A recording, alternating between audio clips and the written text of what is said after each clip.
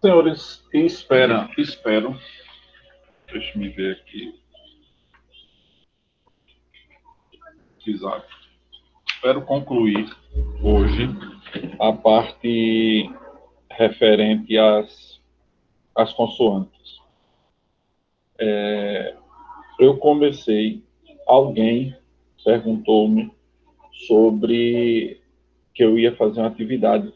Sim, eu tinha proposto, mas depois ficou certo de que a atividade seria a transcrição fonética, a primeira atividade. Aí a segunda atividade seria a desse capítulo, que a gente não concluiu, portanto, não poderia ter uma atividade já disponível lá no SIGA-A.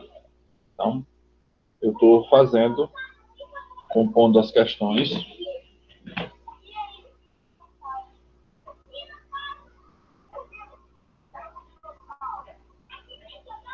Que eu espero concluir amanhã ou depois, para já liberar isso na quinta-feira.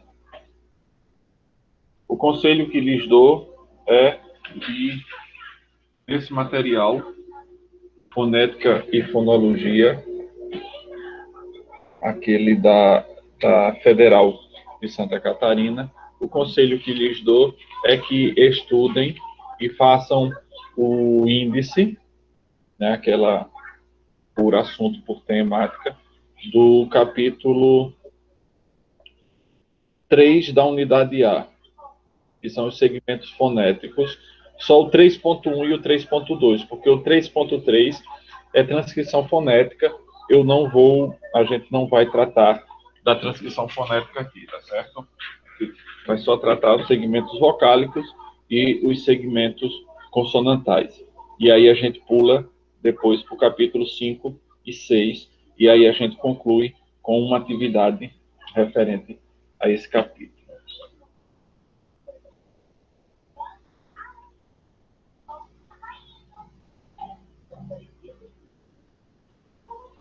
Bem, na semana passada, a gente começou, né, começou o processo das consoantes oclusivas, fricativas, essas coisas todas. Vimos as nasais e as fricativas. Nessa semana, eu espero concluir. A gente agora vai para as africadas. Africadas são aquelas consoantes que, de certo sentido, a língua toca. Existe um estreitamento do canal oral, do canal bucal, e a língua sobe na direção do véu palato, do palato, como quando a gente diz tchau,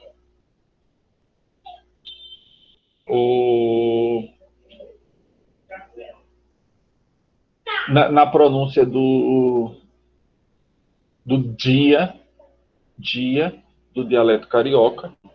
Na verdade, parece que está o dialeto de quase o Brasil todo, né? Eu não me dobro a esses dialetos, não. Eu continuo falando nordestinês. Com o S, com esse S fricativo mesmo de Nordeste. Bem, então a gente tem esses dois grupos consonantais, especialmente, que são o Che e o Je. O Che a gente tem só, eu acho que, assim, que seria comum no Brasil todo, seria o Tchau, e talvez no Je seria mais comum em algumas pronúncias mais de palavras importadas, né? Tipo DJ, J, que é esse som J e Che. São essas duas consoantes que fazem as chamadas consoantes africadas. O que acontece é que no Che, vou compartilhar a tela com uma imagem para vocês verem.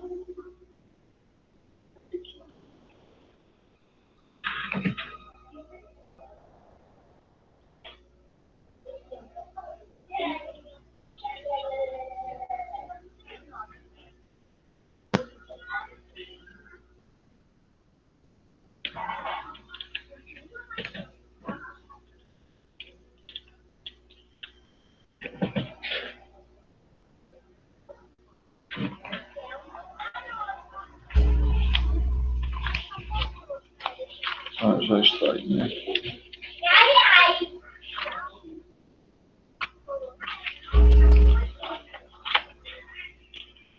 Então, já apareceu o mouse. Vejam, essa aqui é a pronúncia do ch. Vejo que a língua vem aqui, entre o meio do céu da boca as consoantes alveolares, né? O alvéolo fica por aqui, e o centro do palato fica aqui. Então, o ch é um meio do caminho. Essas são chamadas de consoantes africadas. Notando que há um estreitamento do canal oral para que ela seja produzida, porque ela produz o impedimento che e lateralmente isso acontece também. Essa daqui é a pronúncia do J. A língua, veja, sobe na direção do centro do palato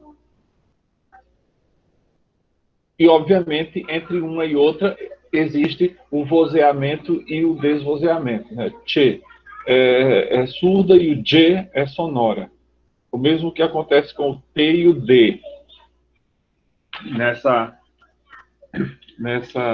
Nessas consoantes africadas, o que acontece é justamente isso. É um T africado e um D africado. Então, todas as características do D vão estar presentes no J e todas as características do T estarão presentes no Ch. Aí a gente vai para o TEP.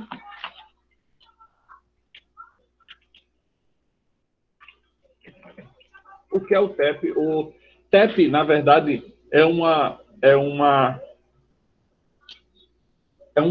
aportuguesamento do inglês TAP, né? TAP, que é produzida com uma oclusão total e rápida do fluxo de ar nas cavidades orais. O véu do palato está levantado, quer dizer, não está saindo nada pelo nariz, e é aquela pronúncia do som do R, do R simples no português, do R simples no meio, entre vogais ou depois de uma consoante, não do R inicial.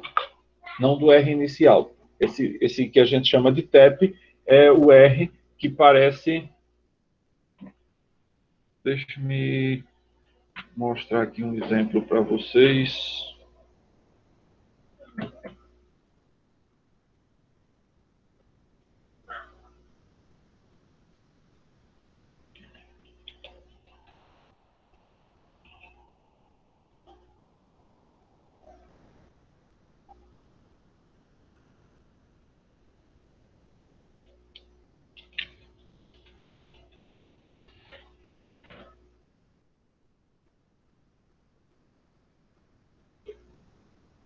Estou ajeitando aqui para compartilhar com vocês.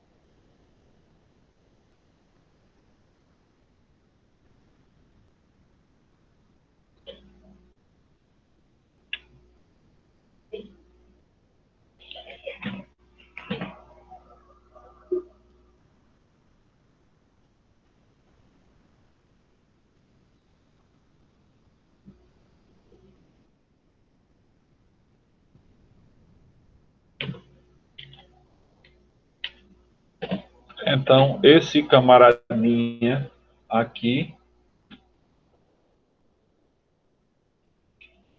é o que a gente chama de TEP.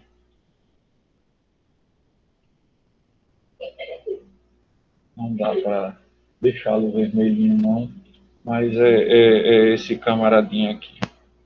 Esse é o som que a gente chama de TEP, esse aqui. O R, vejam que ele está intervocálico, lembrem-se do som desse ômega de cabeça para baixo, é o O final desvozeado, que mais parece um U. Caro. Então, esse RU é o que a gente chama de TEP. E a mesma coisa vai acontecer aqui no prato. O que a gente precisa lembrar sempre é que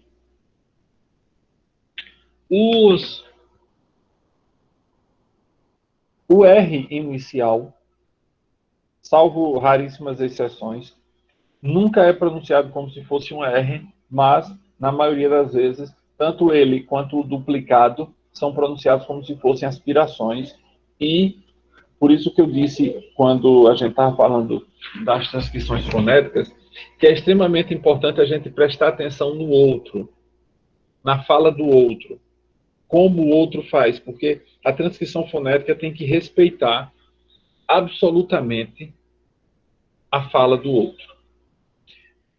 O nosso jeito de falar não deve atrapalhar no jeito como o outro fala. Então, há uma teoria depois, eu acho que vocês vão ver depois, se não já viram, mas geralmente vocês não vão estudar isso, porque isso aí geralmente quem estuda uma habilitação de língua estrangeira, que é umas hipóteses, chama-se a hipótese do monitor, que é aquele que faz a correção durante o momento da fala. Embora a gente tenha, em português também, esse monitor interno, né? É você mesmo que ouve, diz, eita, falei errado de novo. Então, mas, tirante isso, a gente precisa prestar bem atenção quando o outro fala. Quando eu citei a hipótese do monitor aqui, né? É mais, muitas vezes, que a gente aplica no outro aqueles conceitos que a gente aplica em nós mesmos, inclusive as correções. Então, quando a gente cita a fala de alguém, geralmente a citamos conforme o nosso molde, e não conforme realmente foi falada.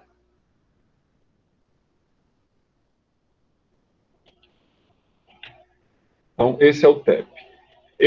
Essa oclusão se apresenta com uma batida extremamente rápida, com a ponta da língua nos alvéolos, permitindo a oclusão completa, porém, mas muito breve, que vai produzir, portanto, esse som. Uma única batida. Essa consoante, que é chamada de dupla e que normalmente é representada por um R maiúsculo, essa consoante é quando é pronunciada o R como, por exemplo, em algumas partes do dialeto paulista, eles dizem rato, o carro, com esse R pronunciado. Se vocês pronunciarem isso dessa forma, vocês vão perceber que a língua vibra algumas vezes. A gente do Brasil não tem ouvido, eu acho, capaz de perceber duas vibrações só. Caro e caro é muito pouca. Então, normalmente, o nosso ouvido percebe quando se dão algumas repetições, algumas vibrações. Então, carro, vai umas 4 ou 5, que é quando o nosso ouvido começa a perceber que houve ali uma vibração. A gente consegue perceber, por exemplo, que os espanhóis os espanhóis ou os de língua hispana, conseguem fazer essa vibração. Faz essa vibração que a gente percebe porque no espanhol a vibração é extremamente longa. Eles dizem que é dupla, mas na verdade é quádrupla, quíntupla, é bem mais forte. Os italianos, por sua vez, têm essa vibração é realmente muito tênue. Tanto que, às vezes, nem mesmo os espanhóis, os de língua hispana, conseguem perceber que a vibração foi feita. Então, sei lá, o que um espanhol diria carro, o italiano diria carro, porque só vibra duas vezes. Perceberam a diferença? Carro, carro. Para um espanhol, o que ele disse foi caro, porque o ouvido dele, como está habituado com muitas vibrações, e como o italiano produz poucas, pelo menos os do sul, do centro para o norte, porque do centro para o sul já tem muita influência do espanhol, é bem mais forte, porque eles passaram muitos séculos sob o domínio espanhol da coroa espanhola. Nápoles, Sicília, foram durante muitos séculos dominados pela Espanha. Então, tem muitos traços da pronúncia que são consequências, que são herdadas da pronúncia espanhola. Então, aí, mesmo dentro desse universo, a gente vai encontrar uma pronúncia bem mais variada. E aí, pois não. Nesse caso, nesse sentido aí que o senhor fala, entre o italiano e o espanhol, o português ele se aproxima mais nessa pronúncia, com essa vibração, com o italiano, certo? Qual português? O de Portugal ou o daqui? O daqui. Não, porque a gente praticamente não pronuncia. A gente só aspira, quando a gente diz carro. E eles dizem carro. Vibra duas vezes a língua só. Carro. Entendi. Os espanhóis dizem carro.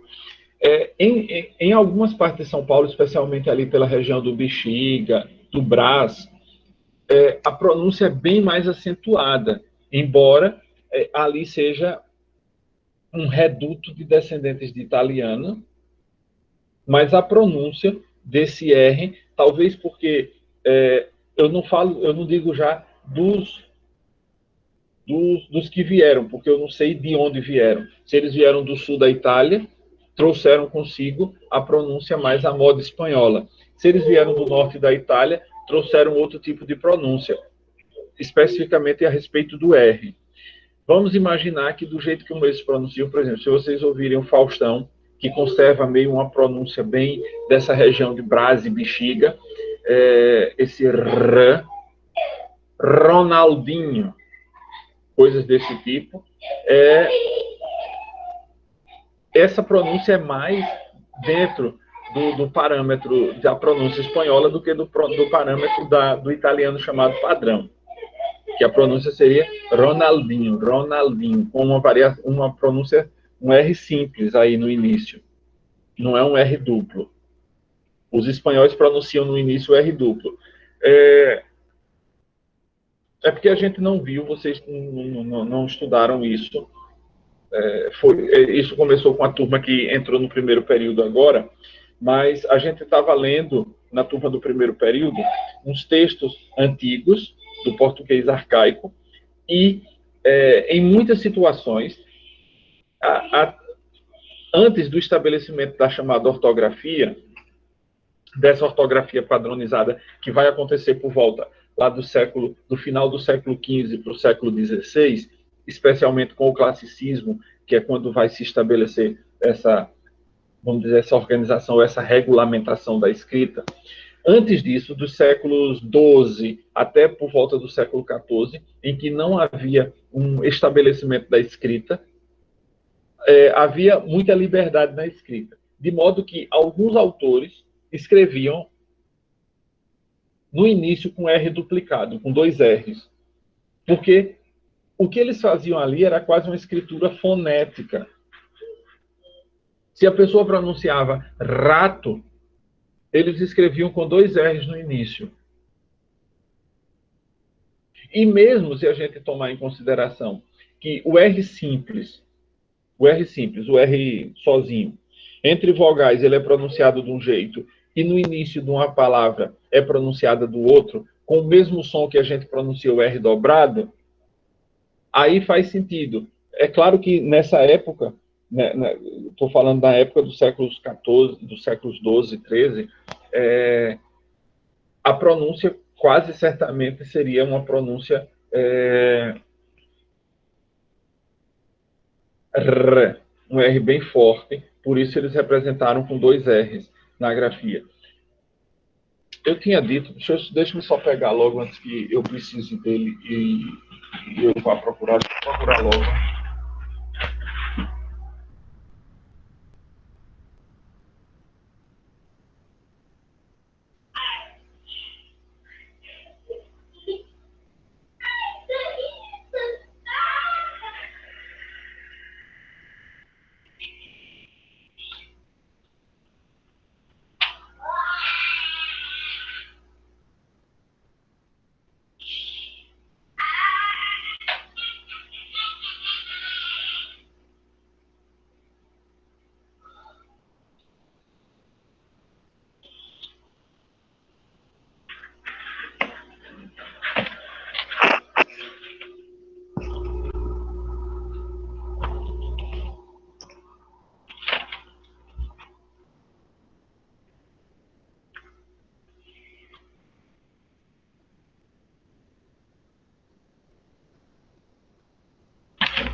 Então, nessa parte aqui, eu disse a vocês que esse aqui é a História da Língua Portuguesa, que foi um material organizado por Segismundo Spina. Já referi outra vez esse livro. Essa parte aqui foi escrita por esse Amine Bonaino Raui, que é a parte que nos interessa, é a parte quando a grafia era mais relaxada, séculos XII, XIII e XIV. A partir do século XV, a coisa começa a ficar. Isso daqui me interessa, porque vai ter uma parte um pouquinho aqui para frente, que eu vou precisar de uma informação que tem aqui. Deixa eu ver se tem alguma coisa sobre o R. Isso não me interessou muito quando eu li esse livro, mas a parte que me interessou aqui foi outra, sobre a pronúncia do C cedilhado, do S e do Z.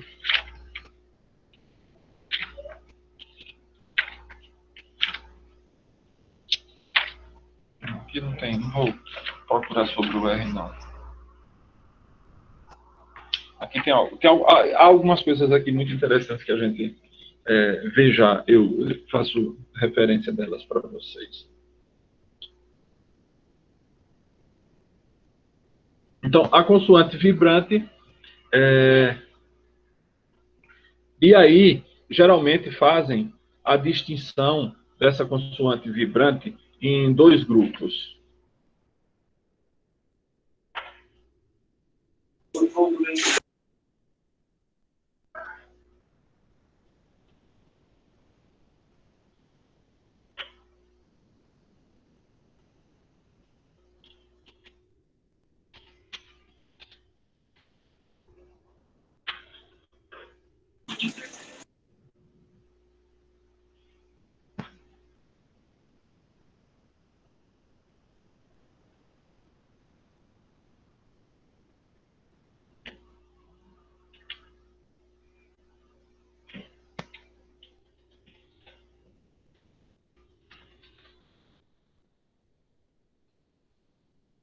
Vou compartilhar de novo a tela com vocês.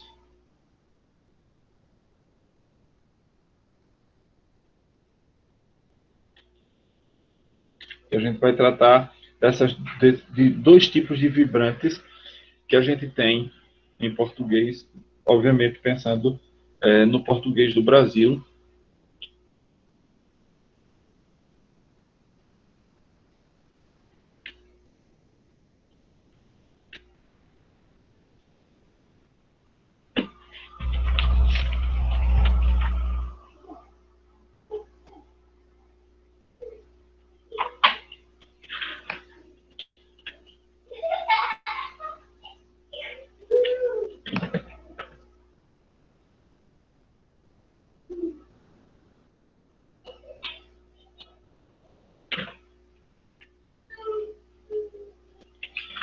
Aqui a gente tem 2 tipos de vibrantes, vocês estão vendo já, né? Essa chamada alveolar, que é quando a língua toca nos alvéolos e vai produzir uma série de oclusões. essa série deveria ser duas só, mas obviamente o nosso ouvido não percebe, a gente produz algumas mais para poder a percepção acontecer. Então, seria essa daqui, como na produção de carro. Carro. Notem, se você pronunciar isso, que a língua vai lá para frente, toca nos alvéolos e vai vibrar.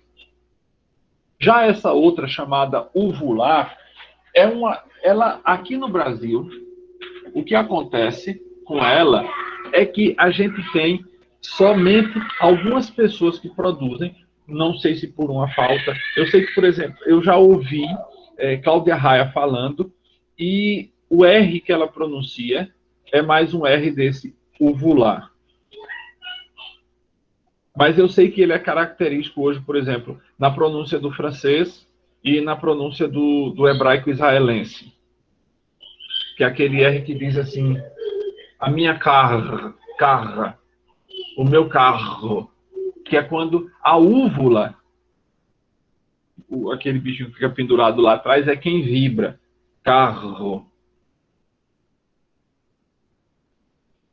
Então, essa é o jeito francês de pronunciar o R e o jeito padrão, vamos dizer, do francês de pronunciar o R.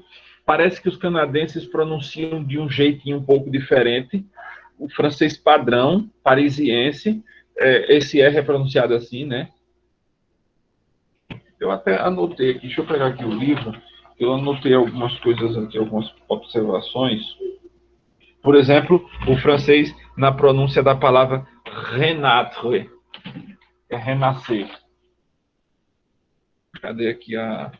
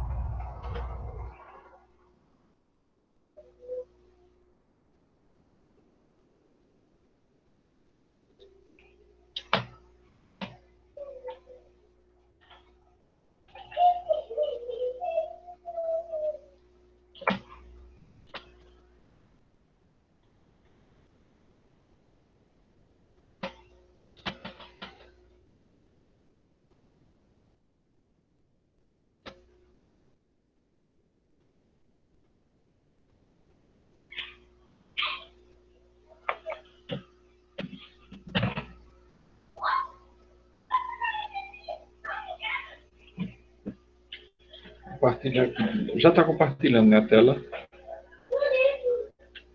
Então, essas aqui onde eu marquei com o vermelho, aqui ele é pronunciado com a vibração da úvula, seria esse R aqui.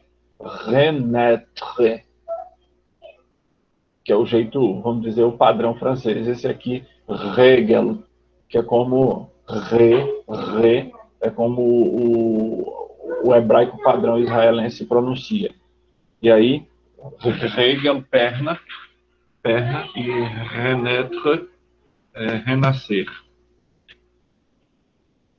Vocês viram a imagem?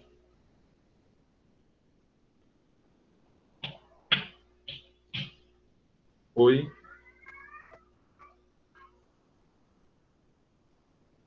Alô? Oi, professor, não, eu não entendi o que o senhor falou. A imagem, que eu tava vendo a imagem, tá vendo a imagem? Sim, com o R em vermelho, né? Destacado, É, né? Tá. isso. Pronto. Então, esse daí, essa pronúncia, se vocês repararem, a vibração acontece, e a gente precisa perceber muito isso. Onde está acontecendo o ponto e o modo de articulação.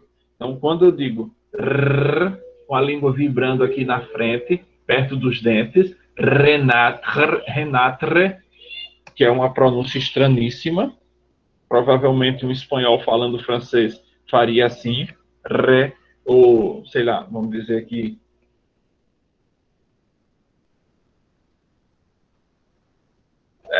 sei lá, rapaz, rapaz, seria esse R com esse R daqui, chamado alveolar. O outro, rapaz, seria essa pronúncia aqui. Então, eu já percebi, como eu disse, que algumas pessoas aqui no Brasil, mas não é um padrão, tem esse tipo de pronúncia. David Brasil, Cláudia Raia, tem esse R mais alveolar, ou mais ulvular. Então, ele é mais... A vibração acontece, na verdade, na úvula e não na língua. Tudo tranquilo até aí? A pronúncia desse R no hebraico, o senhor colocou lá o termo, palavra, colocou também no francês, mas a gente, não, pelo menos eu não ouvi o senhor falando ele no hebraico. Como é que ele ficaria? Regel. Com a úvula, o pinguelinho lá atrás. É quem vibra. Regel. Isso, esse R... Sim, vai.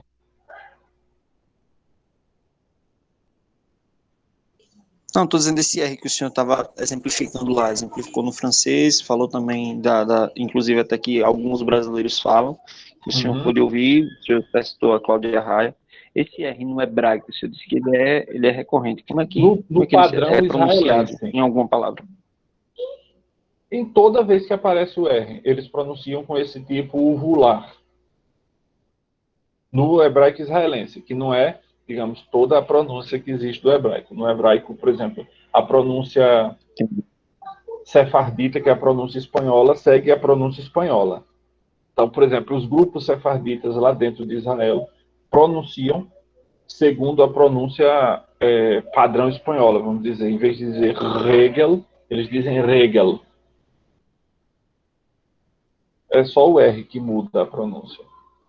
Obviamente tem as consoantes depois que não são, que a gente não produz aqui, que seriam as pausas glotais, que há duas, né, o Aleph e o Ain, que nem eles, os hebraicos israelenses, nem o grupo dos sefarditas, nem dos ashkenazitas, conseguem pronunciá-lo. Só tem um grupo que pronuncia de verdade isso, que é os teimanitas, que é o único grupo que eu percebo que eles têm uma pronúncia diferente.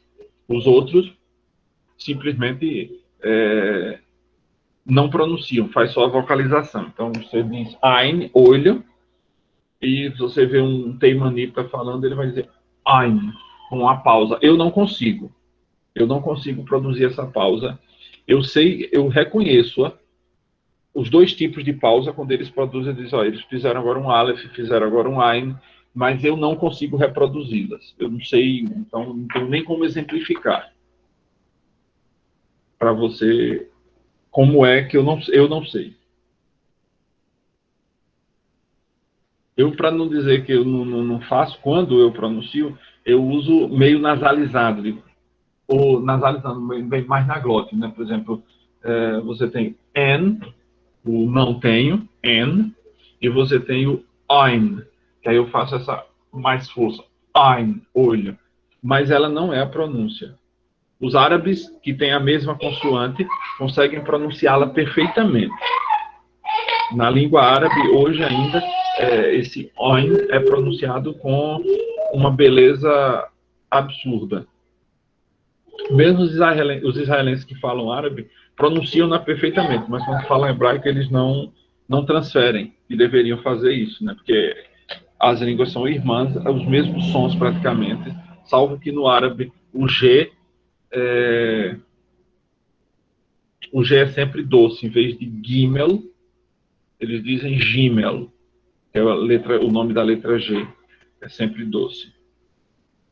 E em hebraico é sempre duro, é gimel. Bem, vamos adiante. Então, isso é sobre a vibrante, esses dois tipos, como eu tinha dito para vocês. Importa a gente perceber como é que o outro produz. Então, se a gente percebe que ele está produzindo um R alveolar, na hora da transcrição a gente tem que respeitar a pronúncia que a gente está transcrevendo. E transcrevê-la. Óbvio, antes que vocês perguntem, que não vou considerar esse tipo de coisa naquela atividade. Porque a gente não viu esse tipo de coisa, ainda que vocês tivessem acesso à tabela, em muitas vezes vocês não tinham a percepção, ou eu não tinha explicado ainda o que era uma e o que era outra.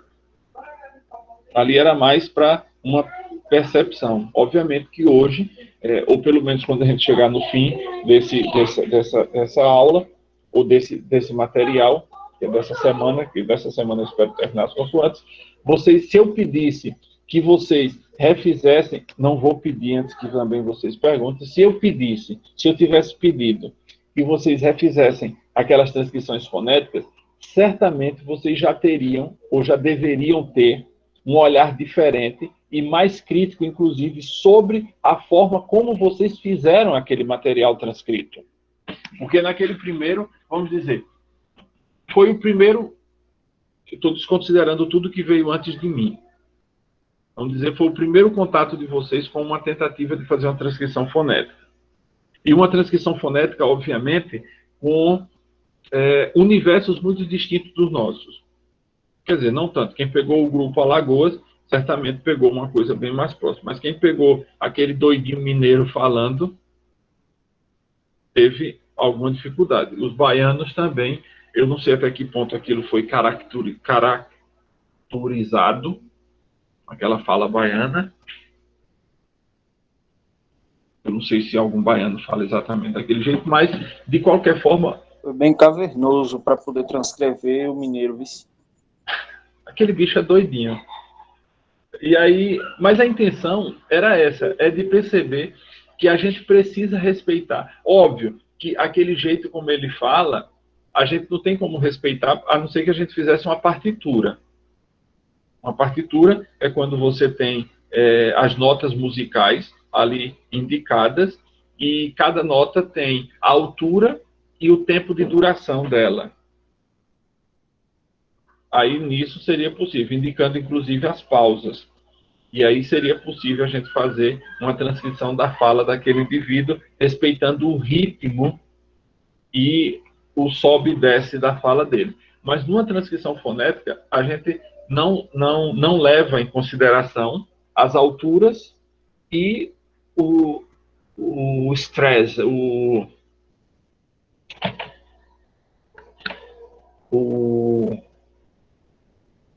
não sei como é essa palavra em português, não. O estresse, a demora, o arrastado que se leva para pronunciar. Na transcrição, essas coisas são desconsideradas. Certo?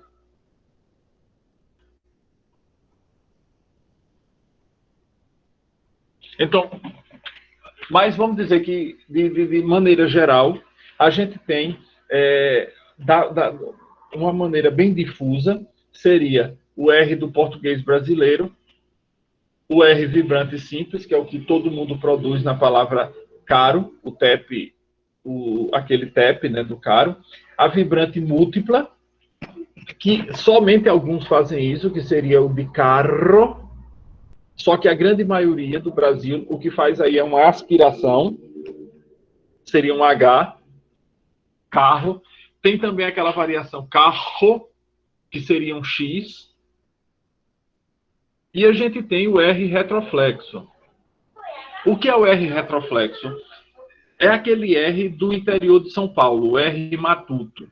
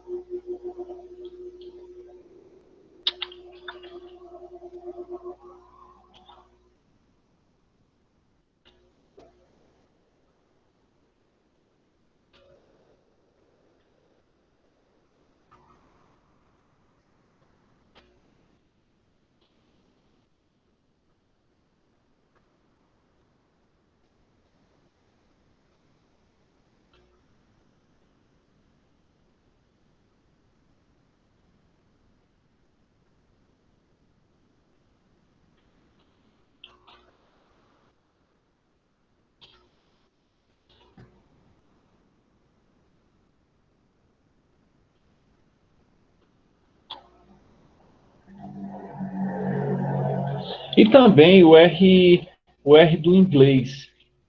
Esse R do inglês é o R que a gente chama de retroflexo. Vou apresentar aqui os exemplos para vocês. A transcrição, o jeito como ele é transcrito.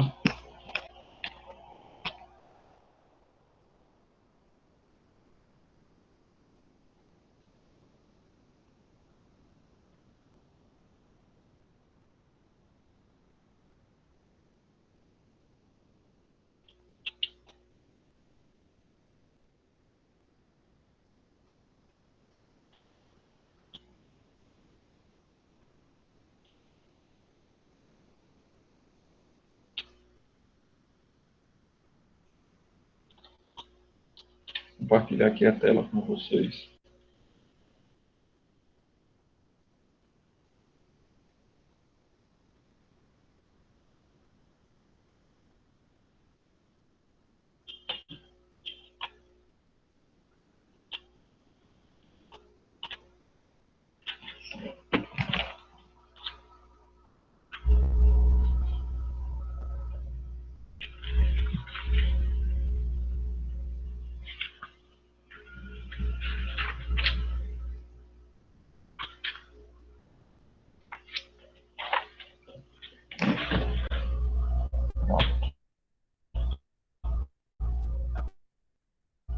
Aqui tá.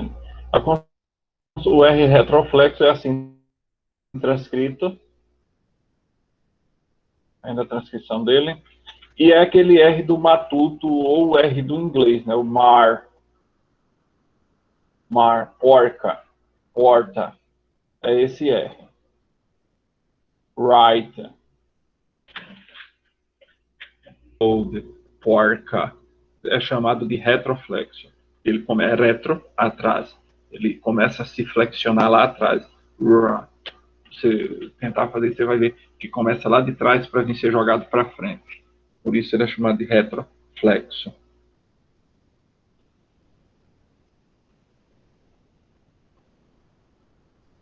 Depois, com esse R retroflexo, tudo tranquilo, né?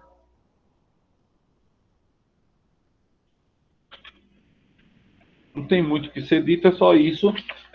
Só ter o cuidado que ele só vai aparecer em transcrições do inglês, quando sejam pronunciadas realmente como retroflexas, e no caipira ou no matuto, especialmente aquele matuto paulista, né? O Jeca Tatu, essas coisas aí.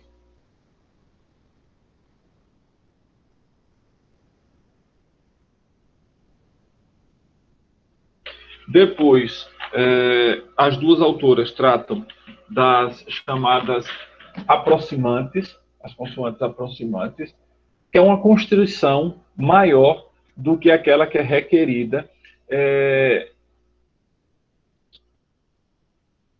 para uma vogal. Elas dizem que não são radical o suficiente para produzir turbulência na corrente de ar. São produzidas com a cavidade nasal. Deixa eu encontrar aqui o texto delas.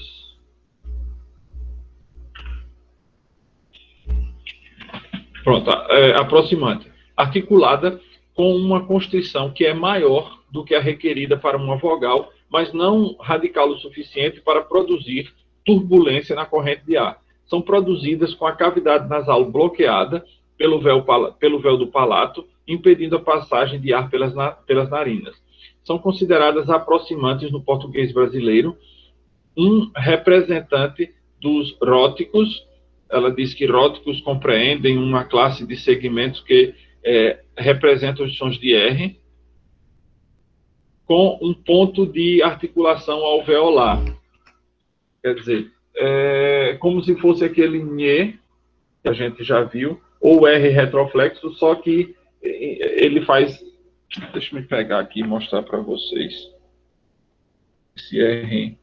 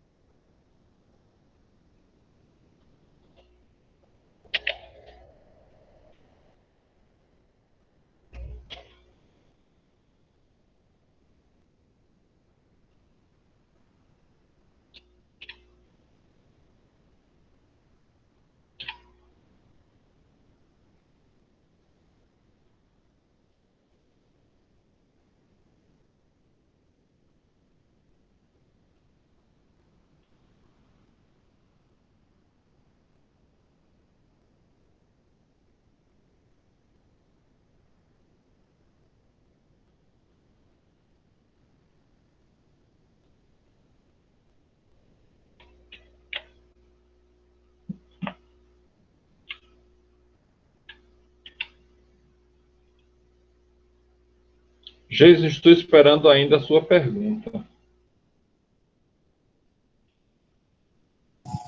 Professor, eu ainda vou gravar o vídeo, que eu não tive não tempo mesmo. Mas eu vou gravar e vou te enviar. É porque eu quero gravar um vídeo, eu não quero gravar, eu quero mostrar. Ah, tá certo. E o WhatsApp não vai muito tempo, parece que só vai no meu... Não chega nem um minuto. Aí você grava o vídeo e me manda. Porque aí depois que grava, o WhatsApp envia. Ele só não envia gravando por ele mesmo, pelo WhatsApp mesmo, mas ele envia, acho que até 2, 3 minutos. Mas aí, qualquer coisa, você salva o vídeo no Google Drive e encaminha o link. Eu vou gravar e vou postar no meu canal. Aí eu vou mandar o link e o senhor assiste pelo meu canal. Sim, senhor. Certo? Certo. Tranquilidade. Estão vendo aí esse Rzinho aqui de cabeça para baixo com essa perninha, é esse R que é chamado de aproximante. E essas semivogais também, o iota e o UAU, são também chamadas de semivogais, são também chamadas de aproximantes. Geralmente são vozeadas. Eu não sei dizer para vocês que palavra tem esse R, não sei, esse R aproximante. Ele diz aqui, ela diz que é um ponto de articulação alveolar. Eu não consigo entender como é esse R. Juro mesmo. Eu não sei como ele se produz. É misterioso isso. E por fim, tem as laterais. A gente tem, em português do Brasil, 3 laterais. Todas 3 são variantes do L. Você tem o L inicial de lua. Você tem aquele L que é uma semivogal, na verdade, da pronúncia jornal. Eu, quando transcrevo isso, transcrevo com W, porque o que eu escuto, na verdade, é uma semivogal. Alguns mais puristas preferem que seja transcrito com um L cortado, geralmente por um sinal de um tio, parece. Elas aqui colocaram, acho que é com uma bolinha, mas é um L cortado. Alguns preferem que seja assim. Eu transcrevo sempre com o W, porque ali você termina fazendo um ditongo. E um ditongo não acontece com uma consoante, ele acontece com uma semivogal, uma vogal e uma semivogal. Ali é o caso de um ditongo decrescente, na verdade, jornal. Então eu transcrevo aquele que é um formatinho de 3, o O aberto, o apóstrofo que indica a sílaba tônica, N, o A normal, que ele é tônico, e o W, que é a transcrição da semivogal. É assim que eu faço a transcrição. Mas elas aqui pedem para fazer.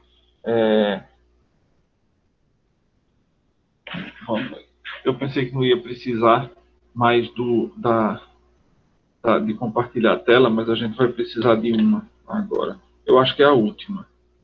A gente vai precisar, a última ou a penúltima, oh, meu Deus. Deixa eu encontrar aqui o L que eu quero.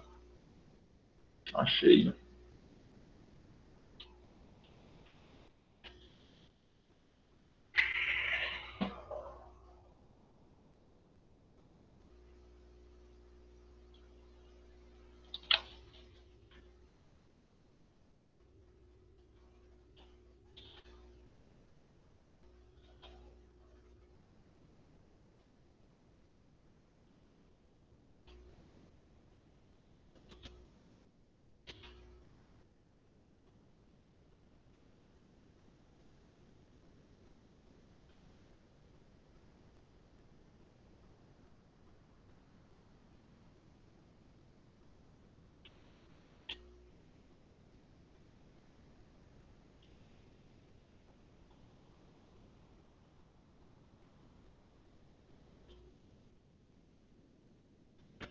Aqui para a tela com vocês.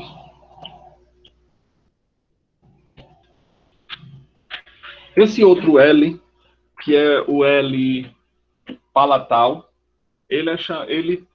a transcrição dele parece com o lambda, a letra lambda do grego. Então, quem se lembra das aulas de física, acho que é física elétrica, vai saber que letra é essa a que se refere.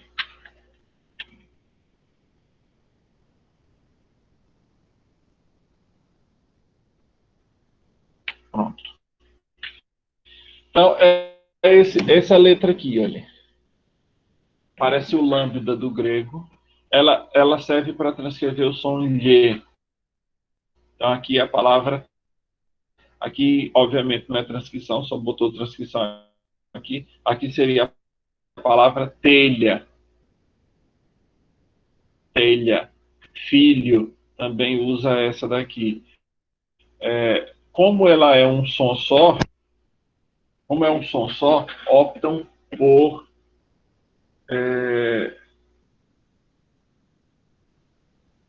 um dígrafo, né? Dígrafo são duas letras, dois grafemas que indicam um único fonema. Então, na transcrição fonética, como é um único fonema, ele também tem uma única representação. Deixa-me botar a última coisa que eu quero mostrar logo.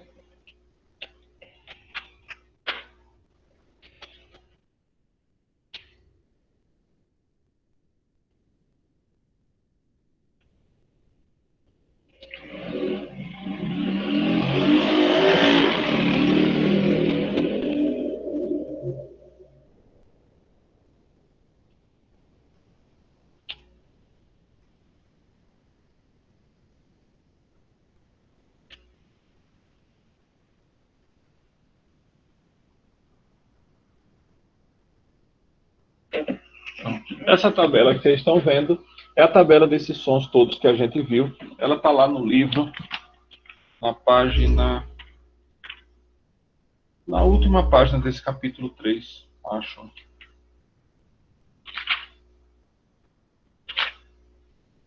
Não, na última não. É na página 57.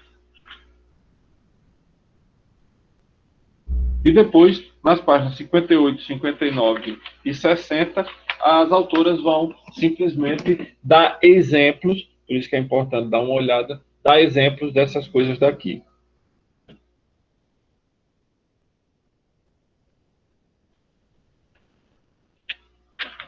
Que ali só está organizado, estão organizadas as consoantes e, obviamente, as suas representações fonéticas de acordo com a classificação de ponto de articulação e modo de articulação. Só que foram essas coisas que a gente saiu vendo aqui, fazendo essas comparações que, obviamente, algumas eu, por minha própria deficiência, não sei como elas são feitas, como elas são produzidas, como foi o caso daquele R aproximante de cunho alveolar, eu não sei como ele se produz, e trazer alguns exemplos de fora, porque no caso daquele, por exemplo, esse R alveolar que a gente viu, não, R alveolar não, o R uvular, em português ele não é distintivo. Ele não é distintivo. Porque você vai ouvir, por exemplo, rapaz e vai entender que é rapaz. Nas outras línguas, existe uma semelhança, por exemplo, você diz Regel. Às vezes, quando eu estou ouvindo, na verdade, o que eu escuto é Hegel, como se fosse uma aspiração e não como se fosse um R. Às vezes eu preciso ficar bem atento para escutar. No francês eu sei que eu vou escutar daquele jeito, então eu vou ouvir renaître. Eu sei que eu vou ter que ouvir assim. No hebraico, como eu ouço muito e eu mesmo produzo a moda sefardita, né, a moda espanhola, eu não gosto muito dessa pronúncia com esse R, eu acho feia, sei lá. Mas às vezes eu tenho que ficar muito atento para ouvir, para não confundir o R como se fosse um H. Porque aí seriam palavras completamente diferentes.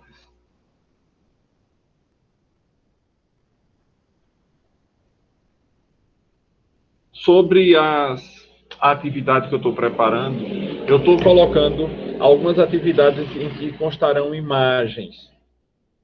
Imagens, seja imagem dessas articulações que a gente tem visto, algumas eu estou tirando daqui do texto, por exemplo, sei lá, eu não sei se tem essa aqui não, viu? Estou dando aqui como exemplo. Nem sei se vocês estão vendo isso.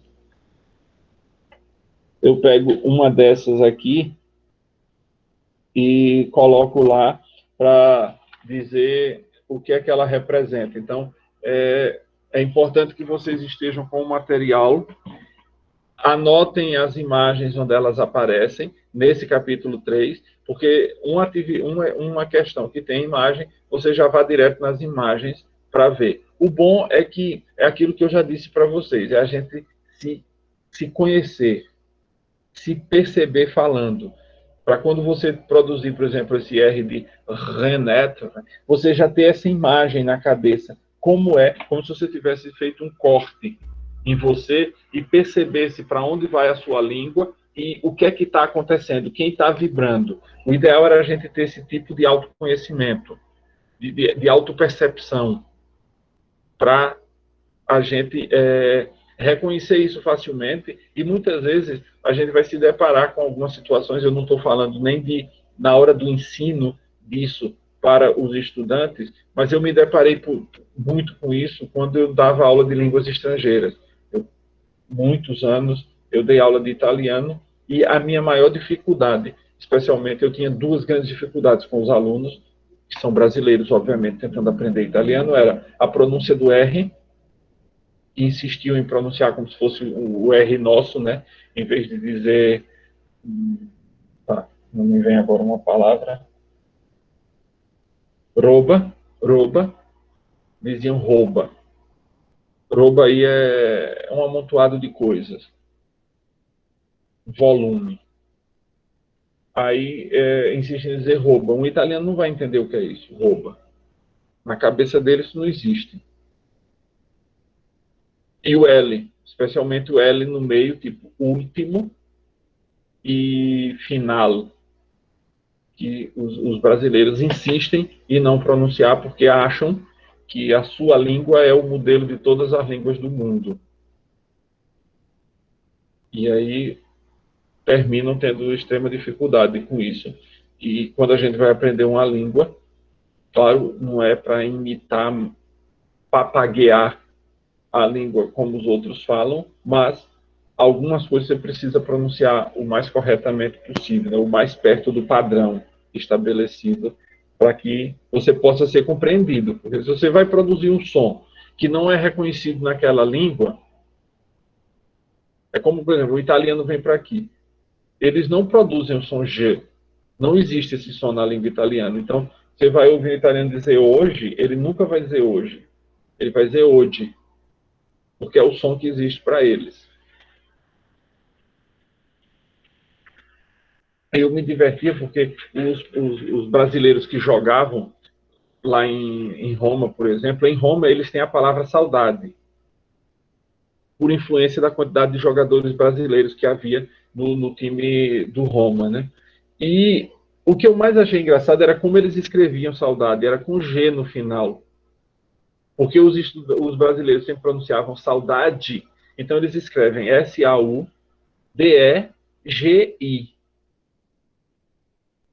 Porque é o que eles escutam, então eles acham que a palavra é escrita assim.